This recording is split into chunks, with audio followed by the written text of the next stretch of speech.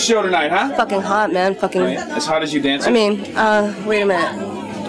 I don't know, man. Look, I'm a lover. That's all I know. Hell yeah. I can. The what? The D. I'm a dazzle dancer too. All right, kisses on the cheek. Go. Wow, that was good. European.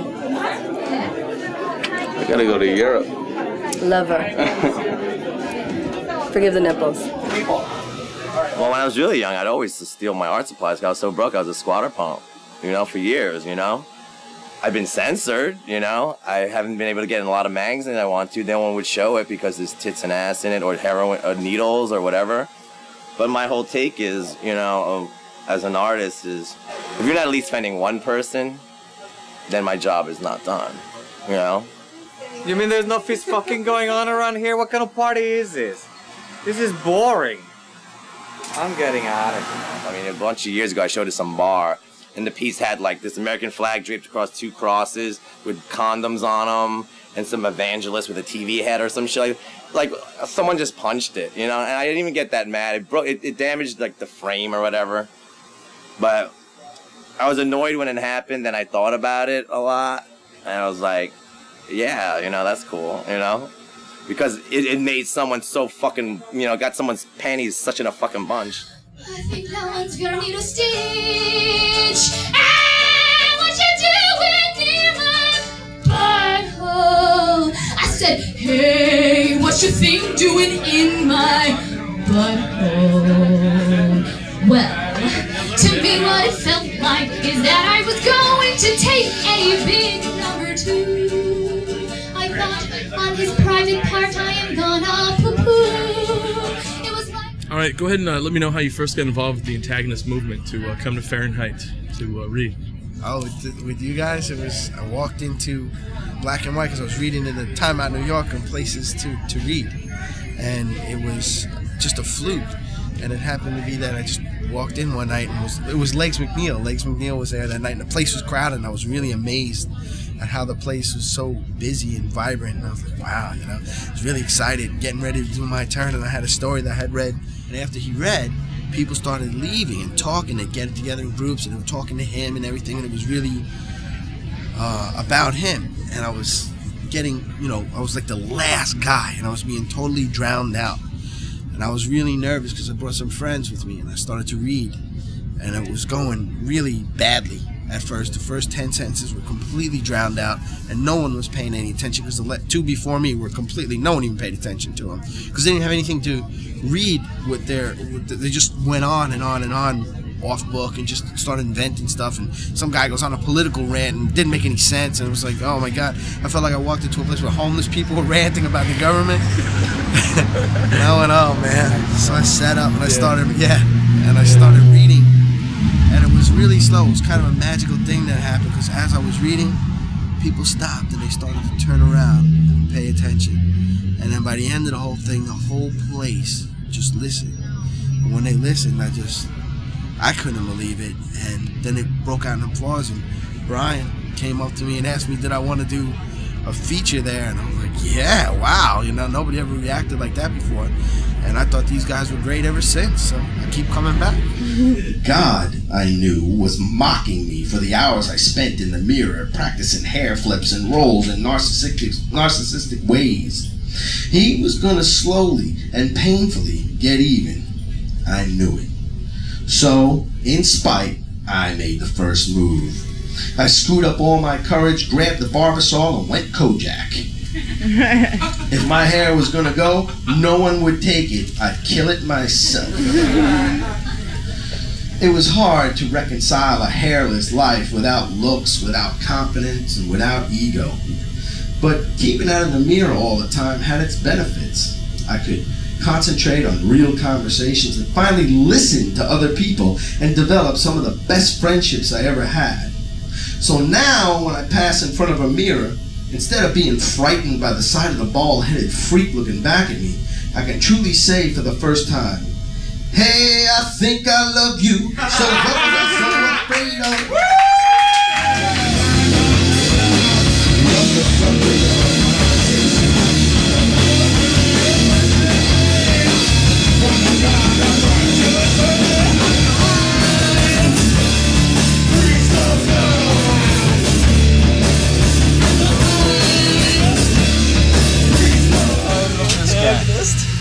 fuck's your point, man?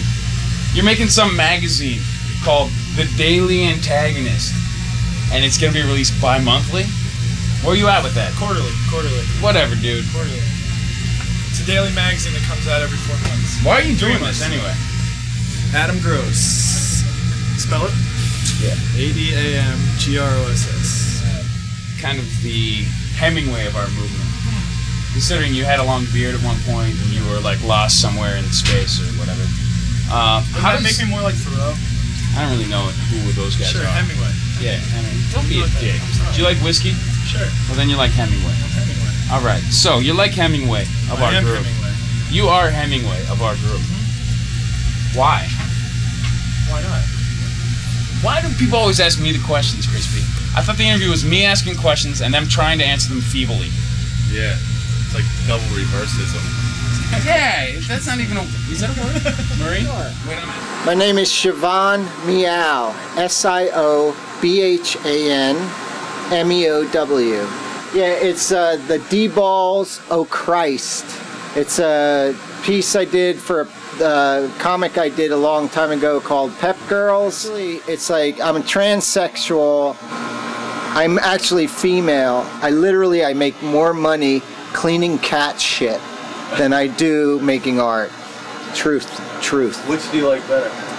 Or is it both art? No, well, yeah, the cat shit is definitely art. It's like I'm going to tell you something about cat shit. You leave it sit in the box long enough. I use newspaper as litter, and you leave it sit in the box long enough, it starts fermenting, and you actually get a smell that smells like orchids. After a while, the chemicals react and create esters with the decomposing shit. Really? Which makes these awesome smells, which I don't think the world is ready for, but I'm totally into it, you know.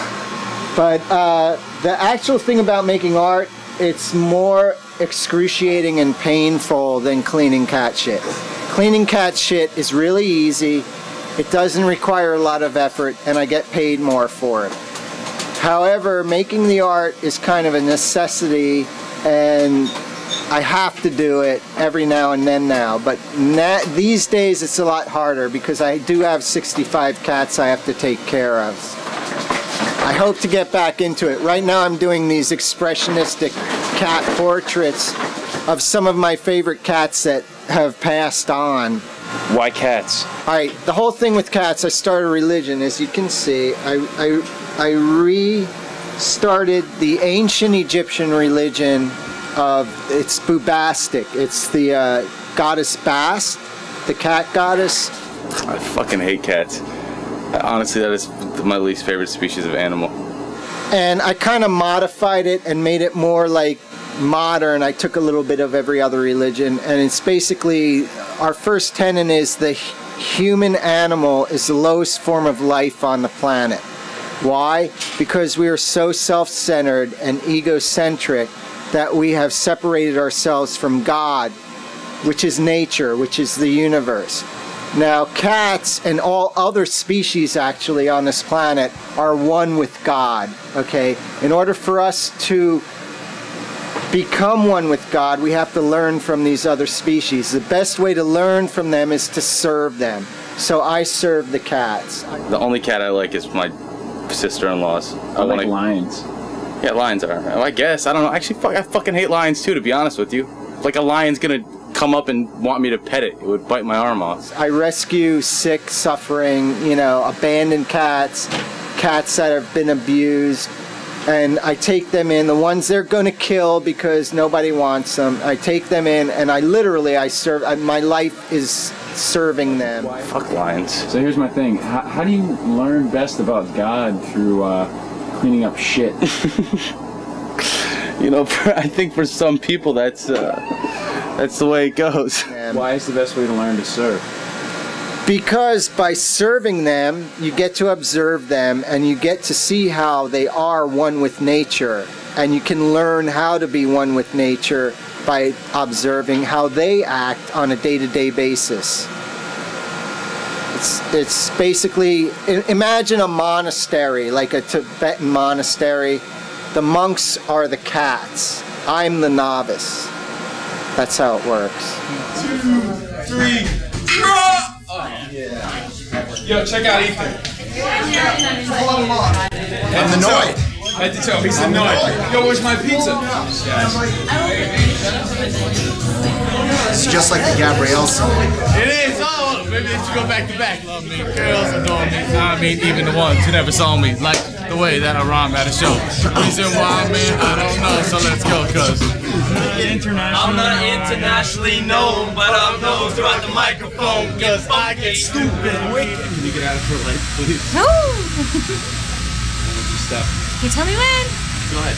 Lana, L-A-N-A, Guerra, G-U-E-R-R-A. So Lana, I want to ask you all about your art in a second, but what the hell's going on with the makeup?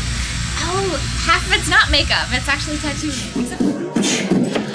Marie, she's on the camera. I started off with a word like camera that I cannot rhyme to. But I'm there because I am strong as you are, long as I am strong. My name is Ethan Minsker. I just finished directing and producing the first Antagonist film, The Soft Hustle. Happening when you're caught without your friends or your next of kin. Make a dash for your block right at 3 o'clock. Your poor heart is racing. We all recognize the sound of an old school beat down. It's a 90-minute feature narrative shot on digital video and 16mm. One of the things that makes our film experimental is the process of how we make the film.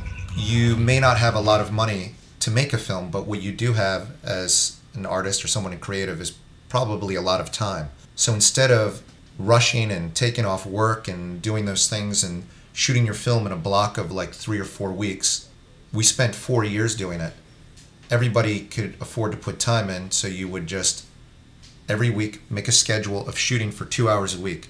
You know, maybe 1 or 2 scenes. If you have to do 3, that's fine, but every week you do only 1 day, 2 to 3 hours every week for 4 years. And we did our film. And now that's we have other filmmakers that are doing the same thing. You don't have to rush through your film to get it completed, because the one thing that you have is time, and time is only cost you, it doesn't cost anyone else. All the stories in the film are based on real characters that I've met in the bars over the past like 7 years working at Niagara, or people I grew up with in Washington, D.C. There isn't really any part of it that's fictional. Even the murders are based on real murders that happened to friends of mine growing up in Washington. Was it tough to work with Ethan Minsker? No, I find it very hard to work with Ethan Minsker and his gigantic ego. Is it tough for you to work with him? Ethan does not, number one, Ethan does not have a gigantic ego. He might have dry humor, which is sometimes hard to understand if you don't know Ethan very well, but if you know him, then you understand it and you love it. The actors, we have a great cast of actors. People from the neighborhood. There's Jesse Mellon in it. There's Paul Bear from Sheer Terror. The music is done by people like Brad Goop from The Goops, or Chaka from Burn. Yeah, it's Sergio from Champions of Sound and Quicksand. Handsome Dick Manitoba. When we shoot in Manitobas, we shoot in bars like Niagara and Black and White. And the cast made up of just people in the neighborhood that were involved with the Antagonist movement, or came to the writer's night, or did the art shows, or just friends of ours, and we pulled all those people together to make a film. And everything we do and all the projects we do, we say, you know, please everyone get involved and help. If you're out there and you're watching this and you have some way that you can help us with the film, contact us. We need a distributor. We want to be in video stores. We want to do more screenings.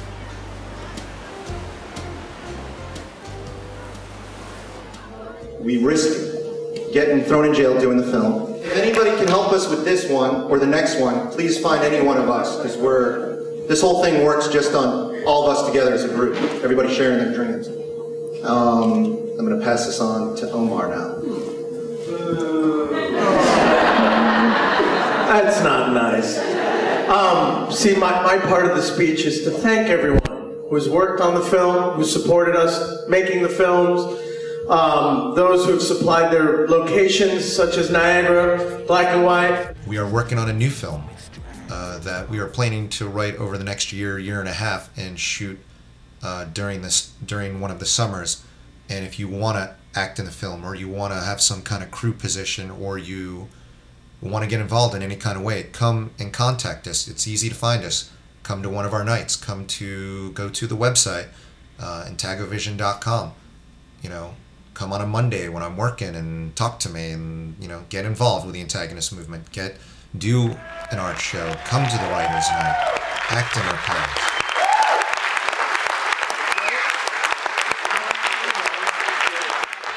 So no loan? No loan. Just get the fuck out of here. You know what? I'm sick of you. I'm sick of your shit. I'm gonna call the cops and I'm telling Mom. Crime, right? I said, Ethan, if you don't put me in my film, I'm gonna fucking kick your ass. And I punched him. And I got a role as a hooker. And I want to stop that too, because I'm tired of playing a hooker. What do you want to play? I think I could be like the girl that used to be the girl next door. What happened to her? She moved to New York City, honey. I don't know. The glorious art world of Ignite. Always happening here. Always happening. Let's go outside and see Crispy. We're running laps tonight. Apparently. Bryan, yeah. Tell me about how you love the Antagonist movement. I love the Antagonist movement so much that I would take 27 bullets for it in the head and then in the crotch. And I wear Antagonist clothing at all times because if I don't, they'll beat me up. And I like the Antagonist movement almost enough to quit my day job. Crispy, say something to the people. I gotta pee. What, that's more important than the movement? I've got to pee for the movement. That is a type of movement. Get a picture of Gabrielle hitting on the ladies like he always does. That's how he gets him with that face. Ethan, last night you said I was bitching, but I'm still. It's the name that I'm going by tonight is H.C. Warner, and that's spelled W-A-R-N-E-R. I don't know. And you're going by this name? Well, I have to change my name for the fact that there's someone else using Chris Warner. That's actually the name that my friends call me, but he's with Dark Horse Comics, and I have to make a slight change. What's inside here is whatever the message is of the day. I'm trying to get at what the message is, though. You're giving me all this. I'm a filter. I'm speaking the truth. Right. I'm laying this out. I'm laying. I want to know. I want to get to the heart of it. I want to know what this is. The very basic essence is, I guess it started with a bee. The bee was my biggest fear. I was forced basically to run like hell, is what the doctor said, quote unquote. Anytime like I saw a bee, I had to run. I was in the hospital constantly for, I don't know what my thing was with flowers or whatever. My dad had a huge rose garden. I was always picking at it. Got stung by bees, was in the hospital. I was highly allergic, but it was a fear and love concept.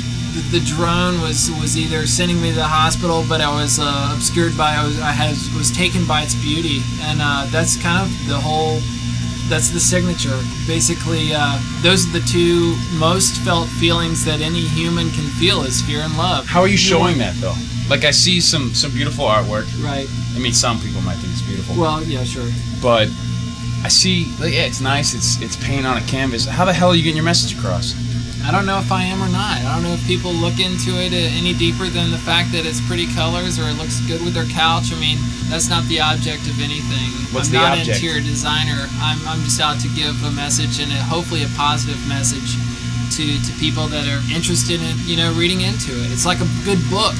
I feel that in general, like being a film minor, that cinematically, I'm actually approaching it through painting. The message is clear. If you look into it far enough and you're serious about trying to figure out what the puzzle's got to tell you, it's there. And the message is, it's not insanity for the fact that I'm not in a mental home. I'm running a completely clear business. It's beautiful. It's about really just putting an exclamation point on why you're here on this planet. We're only here, as far as I know, one time, and I've got to go ahead and take it out to the fullest and push it to the limit. And so your message is fear and love. Fear and love. You can sleep, man. You just let everyone know what it was. I can't sleep. I mean, you can't sleep either, can you? I really don't sleep that much now. None of us do. Yeah, I'm having a good time, yeah. What do I do for the Antagonist movement? Yo, I can't rhyme, but a Fuka's my name. Come down to the stage.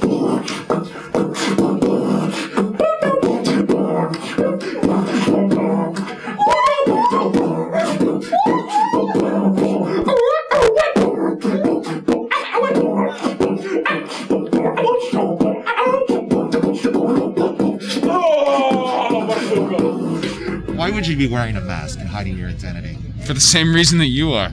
Milo and I work together on special operations projects for the antagonist movement.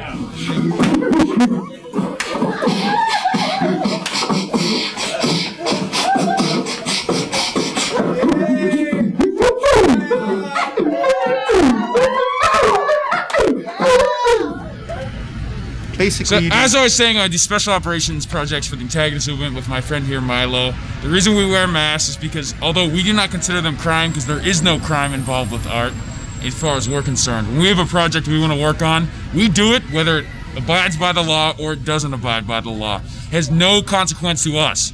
But society deems that we are criminals if we do some of said projects or said artistic acts of freedom. So basically the deal is we wear the mask because we don't want to go in jail, because we need to enlighten the motherfuckers out there who have no idea what's going on. Yeah, what, son? You think you're better than me? You go back and turn off your damn TV and get your ass down to our show. Otherwise, I'm gonna hit that hole upside the back like this until she screams, hey, Wanapuko, get out my way, yo. Wanapuko, get out my way, yo. Puko, Mayo, Puko, Yellow, Halo, Lorenzo, Wanapuko, and Milo. Bring it to life! Ah! Do you feel sometimes that your mask rides up a little, especially within the eyes? Like it rides up a lot, right?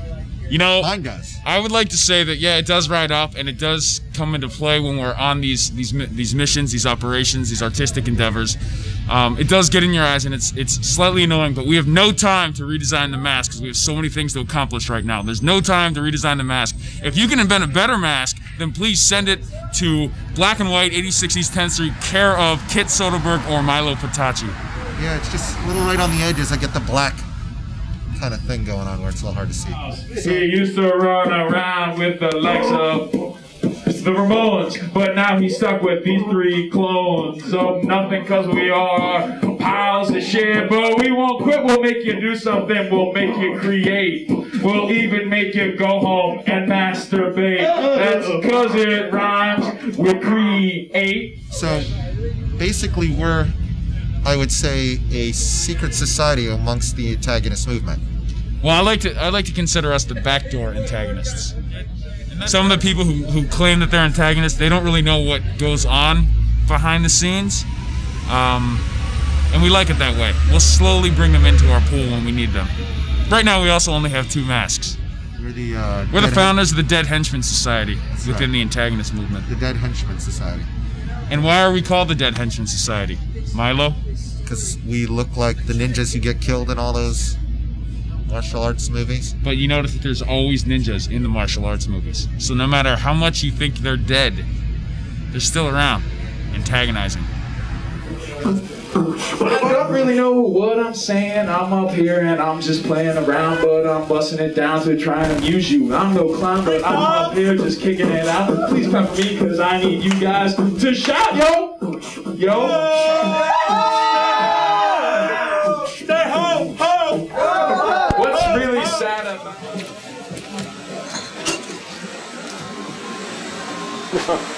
It's like a castle of beer back here.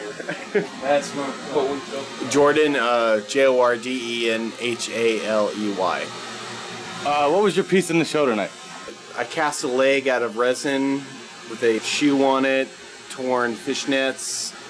There's a heart above it made of latex and curtains. What do you call that? And hold on. How the hell did you come up with something like that? It's the type of stuff I do. I like to find objects and put them together. Would you commit a crime for art? Sure. What crimes? I'm expecting multiple ones. But yeah, all the time. Like, you know, I make art until somebody dies. Even if I'm broke, this is what makes me happy, so I'm gonna do it. But it doesn't matter, because I have the balls to do it. Yeah. Because it's about the process, not about the end product. I'm singing into a broom. Michael Magro, Michael Magro. Jake Sanders, Jkesandrs.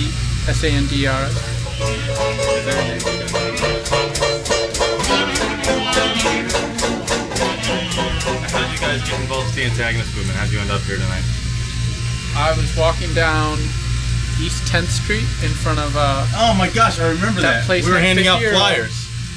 Yeah, I knew I thought I recognized you, Yeah, and I recognized the other guy behind the bar I was trying too. to figure out why I recognized you. Yeah, And that's right. I met this fine gentleman and another one, and they said, you know, they were putting things together. I told them I played banjo.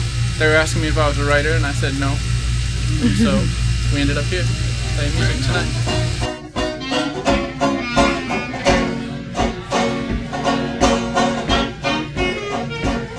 That thing that you had on the stage, the big tall metal thing. Collapsible lamppost. All right, well, what's that about? What was that exactly? That's a tip receptacle. Well, we play in the subways, and I kind of got tired of just seeing people with buckets and just an open casket for money. So I wanted to actually make something that came out of the case. So I like lampposts, so I made a lamppost.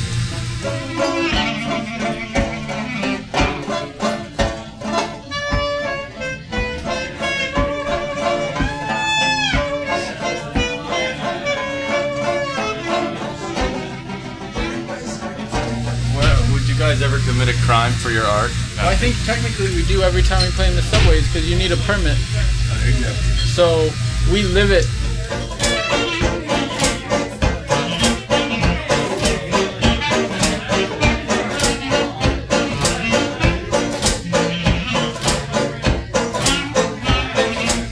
Crowd changes every 10 minutes. Yeah. And more people listen to us in the subways than listen to us tonight. Yeah. And that's a nice you can thing. go and play in the subway for 4 hours if you want to. You run into everybody. From the drunk to the becoming drunk to the half drunk to the one guy was having a nervous breakdown one time. Business suit, remember that guy? Oh yeah, and you get a lot of good characters, and they really always want to interact with the plane and the show, and they always have something to say to you. You know, it's much more of an experience than in a controlled setting of sitting on a stage. That serves as separation. And there we could just play till we're tired. Here, different places. There's rules Don't really here. have a